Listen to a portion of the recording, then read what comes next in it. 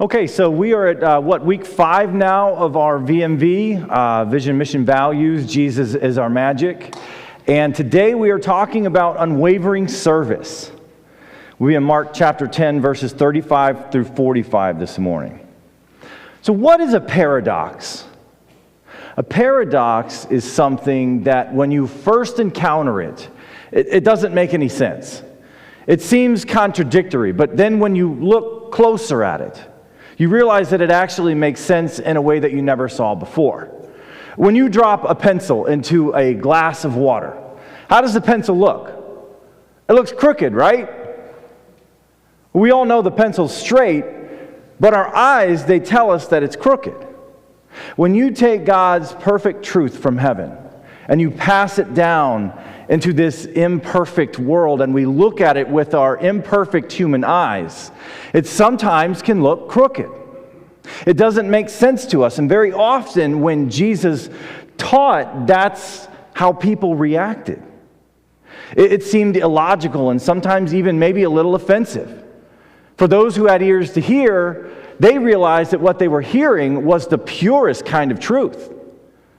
Here's another example of a paradoxical truth. This statement is false. If that sentence is true and the statement is false, then the sentence is true even as it's false. Don't hurt yourself. I just wanted to have a little fun with you before you get started. Many of Jesus' teachings were paradoxical.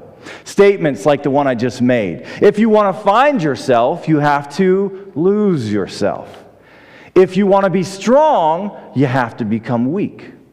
If you want to be first, you have to be last. And today we'll talk about this paradoxical statement. If you want to be truly great, especially as a leader, you have to become a servant. Serving is leading. So let's jump right into the passage, Mark chapter 10, 35. Then James and John, the sons of Zebedee, came to him. Teacher, they said, we want you to do for us whatever we ask. What do you want me to do for you? He asked. They replied, let one of us sit at your right and the other at your left in your glory. You don't know what you're asking, Jesus said. Can you drink the cup I drink or be baptized with the baptism I am baptized with? Yes, we can, they answered. Jesus said to them, you will drink the cup I drink and be baptized with the baptism I am baptized with. But to sit at my right or left is not for me to grant. These places belong to those whom they have been prepared. When the 10 heard about this, they became indignant with James and John. Jesus called them together and said, you know that those who are regarded as rulers of the Gentiles lord it over them, and their high officials exercise authority over them. Not so with you. Instead, whoever wants to become great among you must be your servant, and whoever wants to be first must be slave to all. For even the Son of Man did not come to be served, but to serve, and to give his life as a ransom for many. So in this paradoxical teaching of Jesus, we see 3 things. We see the typical way, the better way, and changing our way. So there's the typical way we try to achieve greatness. Jesus introduces then a better way, and then given those 2 ways, what would it mean to change our way? So first, the typical way. The passage starts out with a conversation between Jesus and 2 of his disciples.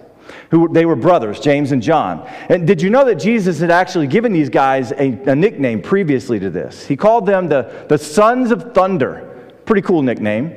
So apparently these guys were not known for being quiet and passive. If James and John were alive today, I could kind of picture them wearing like leather jackets or something, with like a lightning bolt going down the back and it says Sons of Thunder over the back, riding Harleys or something. That's the way I would see them. But anyway, James and John approached Jesus in private with a request. And I've always been a little struck by the way they introduced this request. Teacher, we want you to do for us whatever we ask. Just a little bit presumptuous, right? Like, we're going to ask you something, and we need you to tell us that you're going to say yes. which is also kind of funny but also revealing. It seems like the sons of thunder had a sense of entitlement. It seems like they viewed Jesus as a means to fulfill their wishes. So Jesus says, okay, what do you want me to do for you? And they say, let one of us sit at your right and the other at your left in your glory. You see, they believe that pretty soon God's kingdom will be coming to earth as it is in heaven. And they basically say, Jesus, we know that you're number one in your coming kingdom. We know. But we think that we should be number 2 and number 3. That's all. That's all we're saying. You'll do that, right? And just a side note here, some people say that the Gospels were made up or embellished. So this stuff didn't really happen. And the church just kind of invented these stories as propaganda to advance its agenda. Then why in the world would the church invent a story that makes 2 of its key apostles look like idiots? Right? I mean, I know what we can do. I know how we can make people believe this story. Let's just say that James and John, they made this power play, for the top positions. And then Jesus, he calls them out, and he calls them out in front of all of their friends. And that'll make Christianity look great, won't it? The Gospels are so raw and unflattering at times. And to me, it just makes them even more believable. So here's my question. What would drive somebody to make a request like James and John did? And the answer is look in the mirror. Because we are human, just like James and John were. And as humans, we're naturally self-absorbed and self-promoting and at the same time, self-doubting. In other words, we think a lot of ourselves. And when it comes to relating to other people, that self-focus tends to come out in 2 main ways: competition and domination. So first there's competition. In the previous chapter, Mark 9, it says the disciples, they were arguing about who was the greatest. Can you imagine that scene? You've got, I can just picture Matthew going, look guys, all I'm saying, just saying that I was a chief tax collector and I was bringing in the dough. And I gave all that up to follow Jesus. I mean, you got to admit that's kind of impressive. And then you got Judas who's going, yeah, but who did Jesus put in charge of his own money? He made me the treasurer, so that means he probably trusts me the most. And then you got Peter who's just kind of standing over there in the corner, just kind of waiting, sitting back, biding his time, waiting for everybody to finish. And he just kind of goes, guys, I walked on water. Did any of you guys walk on water? No, I didn't think so. They were arguing about who was the greatest, because their view of greatness was all about, how do I compare to you? Do you ever find yourself comparing?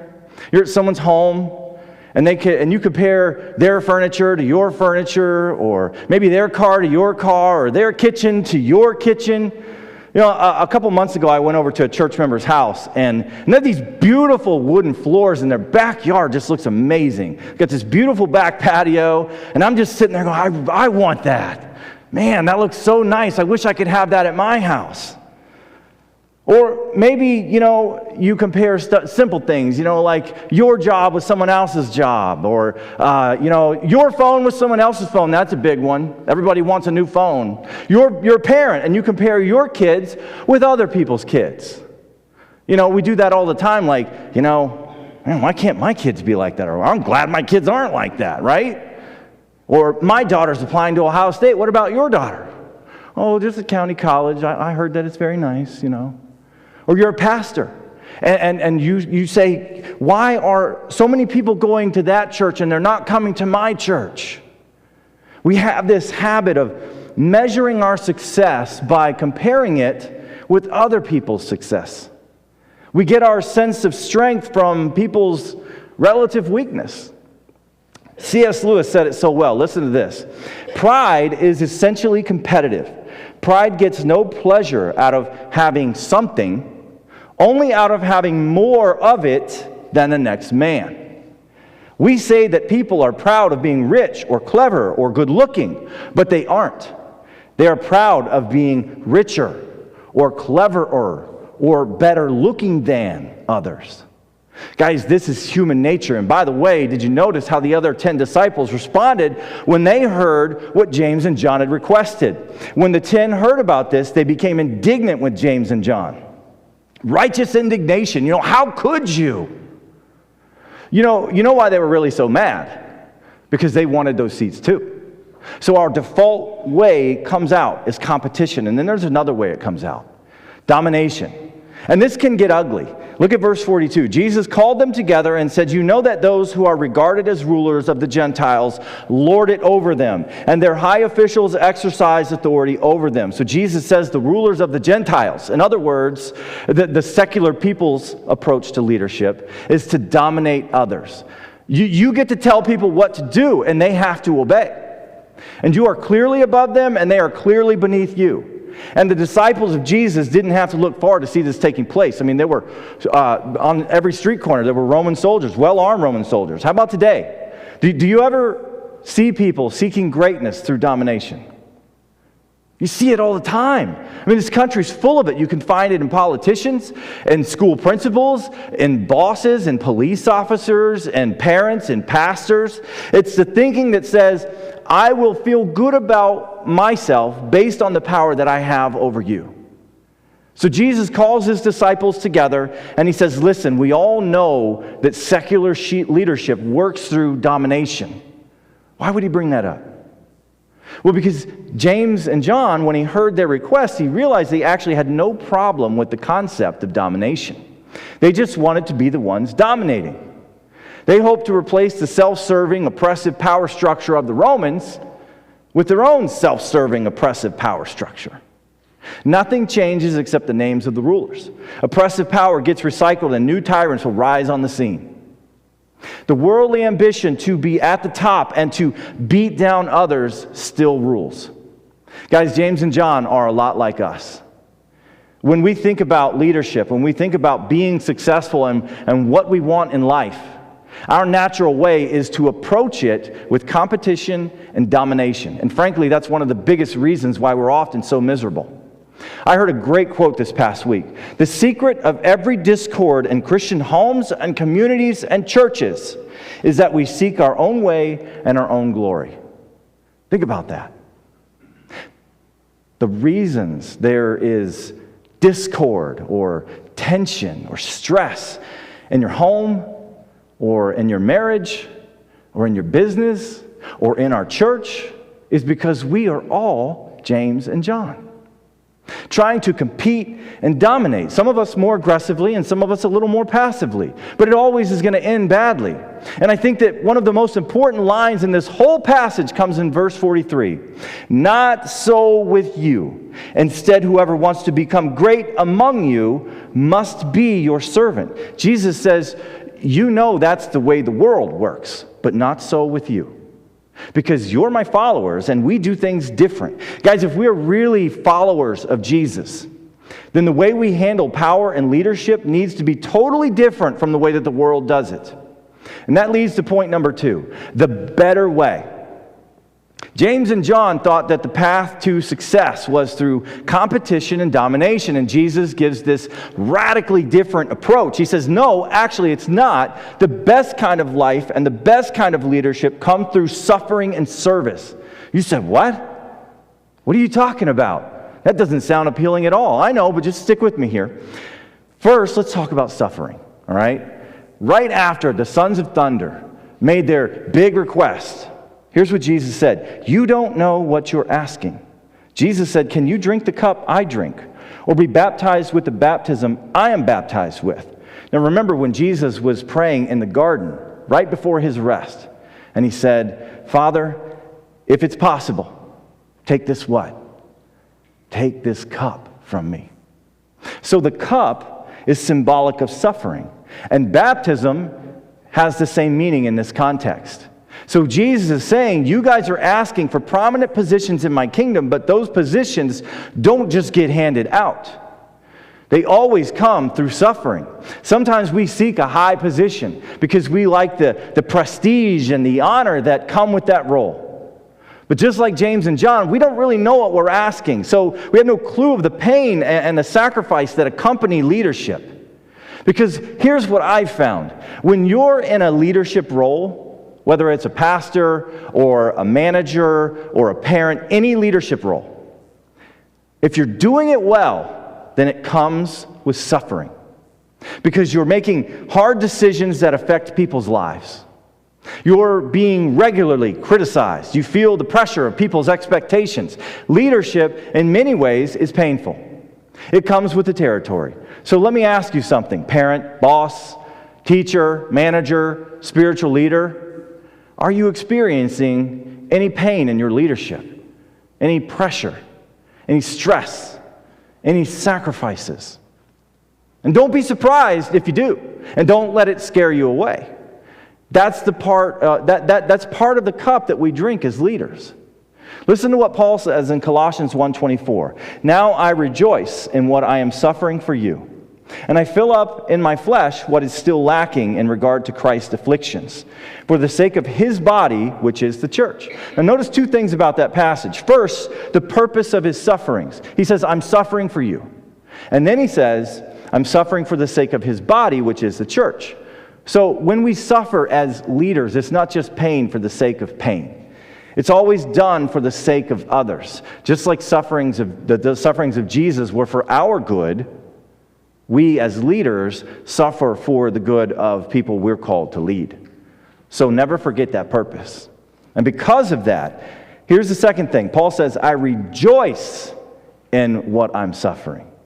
When you're staying up half the night to take care of a sick child, when you're coming in early to your classroom to help give extra help to your students, when you're sitting in the hospital with a family member or just a friend whose loved one is in the ICU.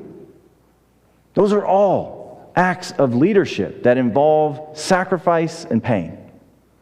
But you can rejoice in that because you know that it's for the good of others. So this countercultural vision of greatness that Jesus gives is not an easy life. It involves suffering, and then secondly, it involves service. So Jesus says, you know all about secular leadership. It's about lording your position over people and dominating them, but not so with you.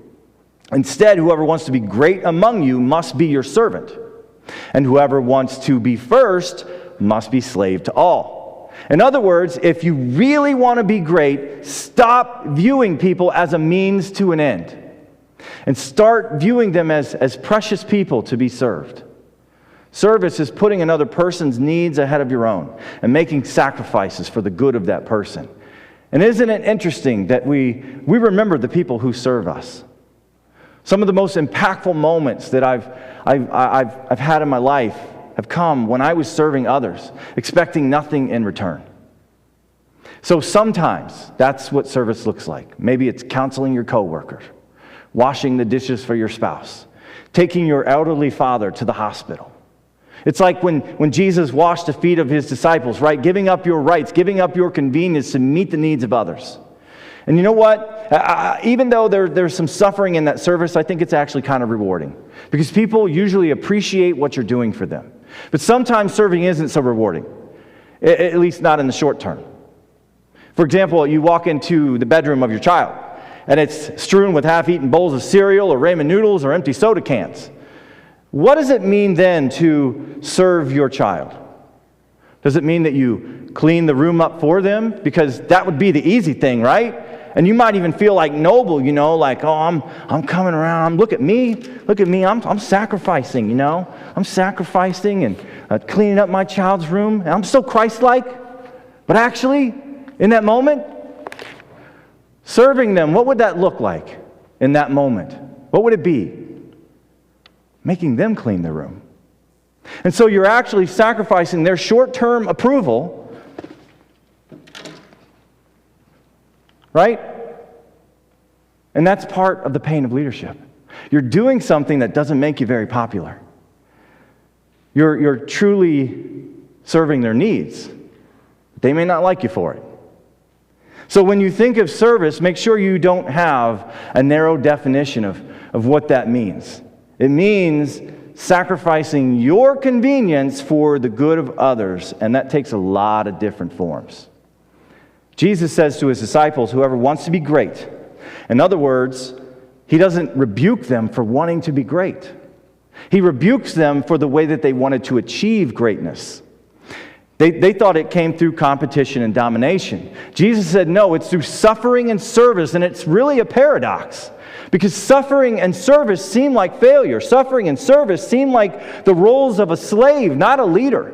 But Jesus says, nope, that's the path to greatness. So how do we align ourselves with the way of Jesus? I don't know if they put so it's not up there yet. Let me just kind of sidestep here for a moment, because I was thinking about this over the week after I turned in my slides. Last week I asked you a question. I said, where or how are you serving God right now in this church? Or are you just here to be served? And the truth is, many of you don't serve here at this church. And yet things still get done. And ministries that we do, they still manage to limp along. Have you ever stopped to ask why that is?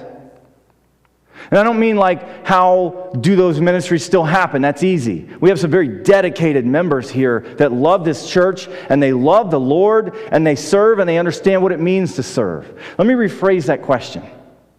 Why is it that many of you don't serve here at this church? And I wrestled with that all week. It could be that you're oblivious to the service opportunities around the church. Maybe it's just not something you've ever really thought about. And if that's the case, don't worry. You'll get the opportunity soon. Is it because you think that service is just coming to Sunday morning service? Is that your idea of service? Well, given the context of today's message, I think we can clearly see that that's wrong. Is it because you're too busy with work or family or the club that your kids are in that you just don't have the time to serve? That's a tough one. I mean, we're all at different places there.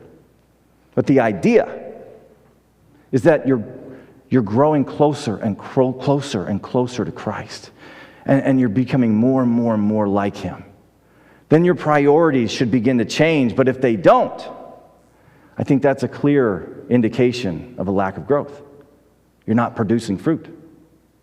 And let me just tell you, just like any relationship, if you see your friend maybe once a week for maybe an hour, I don't know, maybe two, are you even really friends with that person? How are you supposed to grow that relationship? You can't. Because relationships take effort. Are you putting effort into becoming more like Jesus and helping serve alongside your brothers and sisters in Christ here at Barberton First Church of Christ? Or maybe you see a service opportunity and you're just like, that's no big deal. Somebody else can do that. Let me tell you, that's exactly how nothing gets done. Or the even worse version of that. That's just not a big enough opportunity. I won't get enough recognition for that. And don't kid yourself. We have people here like that. That's not serving, that is self-serving. And finally, some of you are just indifferent. You could care less. And I don't think I really need to elaborate on that. That's pretty self-explanatory. And that leads me into my final point. Changing our way. The key is really in verse 45. And this is a verse that you should memorize if you haven't already. For even the Son of Man did not come to be served, but to serve, and to give His life as a ransom for many. It's actually really simple. The key to change is to focus on Jesus. Keep your eyes on Him. And that works in two ways. First, His example. Because we become like the people that we idolize and admire, right?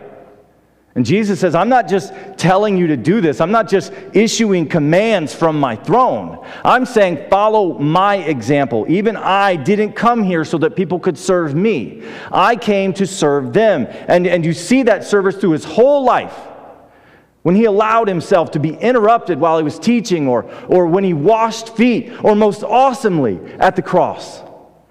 So the example of Jesus inspires us, but it also gives us empowerment. When trusting Christ, there's this spiritual thing that happens within us. His life actually begins to flow through us, and we really start to become like Christ. And we find ourselves doing things that we could never do on our own. So when you're driving to work in the morning, when you're driving home to be with your family, or when you're walking to class, pray something like this. Lord, I know that I have this tendency to promote myself and to be competitive, but I'm praying for the power of Christ to fill me and flow through me and make me a servant. And if you'll do that, it'll be more and more visible to everyone around you. You won't need a t-shirt that says Jesus is our magic for people to know. They will be able to clearly see that through your servant attitude. Because this kind of leadership that we're talking about does not come naturally. It comes through the power of Christ. That's what you need to pull it off. So as we close, let me suggest 3 really practical ways to live this out. Number 1, rethink the purpose of your position.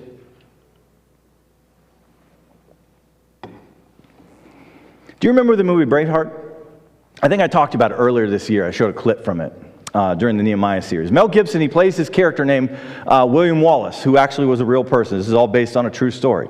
Who was fighting for the independence of Scotland from England. And he's talking with one of the Scottish nobles. They were Scottish men, but they were sort of like puppets from the English government, you know, and they had these very comfortable positions. So William Wallace says to this noble, he says, "You think the people of this country exist to provide you with position, but I think your position exists to provide those people with freedom." That's a powerful statement.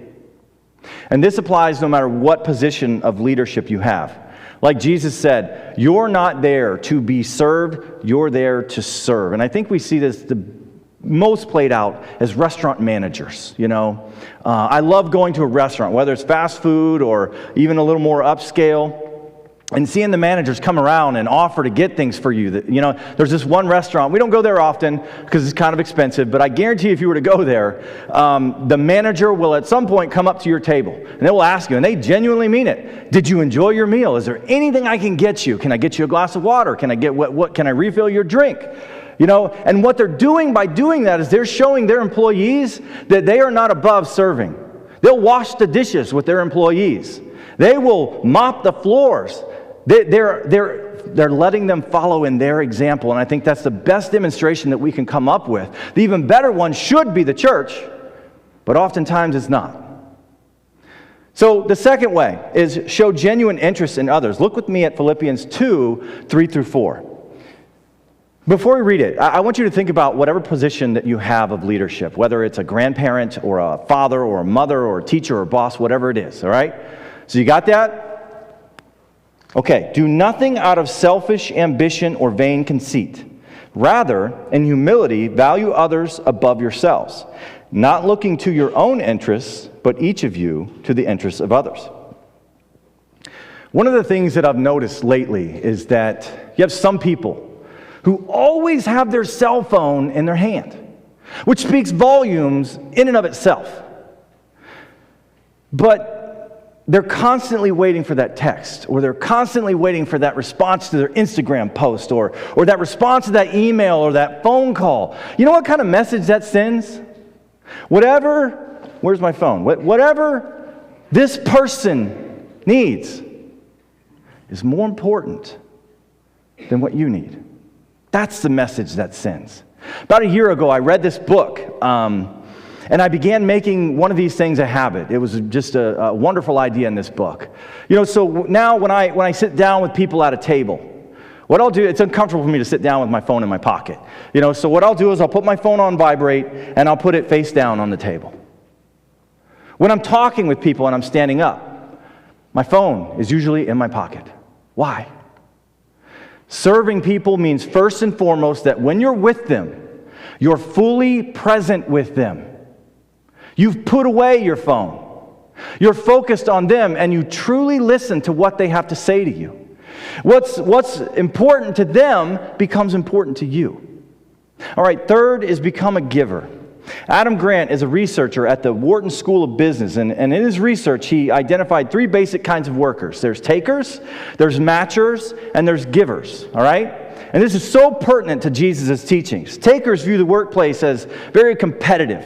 You know, like, if I don't look out for myself first, then nobody will, right? And then you've got matchers who believe that everything works by kind of exchanging favors, you know. So I might do something for you because I'm thinking you might do a favor for me. And then there's givers, and they choose to focus on the needs of others without worrying about what they're going to get back. So takers, matchers, and givers. You know what percentage of people function as givers in their job, in the workplace? Not very many. He says only about 8%. Because most people just assume that if you're a giver, you're being too nice and you'll never get anywhere in your career. And he also says for most people, when they're stressed out at work, their first instinct is to sort of revert to this taker mentality. But here's the big reveal. In his research, it consistently showed that givers are among the most successful people in business. And very often, they're the happiest. I bet for many of you, as you look back on your career, you were blessed by a giver. Some older person in the organization who took the time to help you. It's a beautiful thing when it happens, but I think it's especially applicable to the church. And now, maybe it's time for you to be a giver. And I don't know what that means for you. But in some way, get up and give your time and your energy to the success of others. It's so rewarding to be a giver. In the eyes of the world, greatness is all about competition and domination, promoting yourself, grabbing the best seats. And James and John and the disciples of Jesus had fallen into that way of thinking. If you and I were really honest, we'd admit we can be a lot like James and John. And Jesus looks at all of us and he says, not so with you. Whoever wants to become great among you must be your servant. And whoever wants to be first must be slave to all. It's a paradox, but it's true. Where in this church can you become a giver? In order for us to truly show this city that Jesus is our magic, we all must become givers. In some way, we all need to serve. Where will you serve? Would you stand with me as we close? If you are here today, and maybe today's the day that you want to make Jesus the Lord of your life, we want to offer you that opportunity. Or if you're ready to place your membership here with us today, again, we'd love to have you. Would you close with me would you pray with me as we close? Dear God, Lord, we're so grateful for this place that we have to come together and worship you and listen to your word. And Lord, I just pray that as we go about our weeks, that the Holy Spirit would convict us to find a place to serve. Find someone to serve, to show the example that Jesus gave us. That we're following in the footsteps of him. To truly understand what it means to take up your cross. It's all about being a servant. We love you so much, Lord. In Jesus' name I pray. Amen.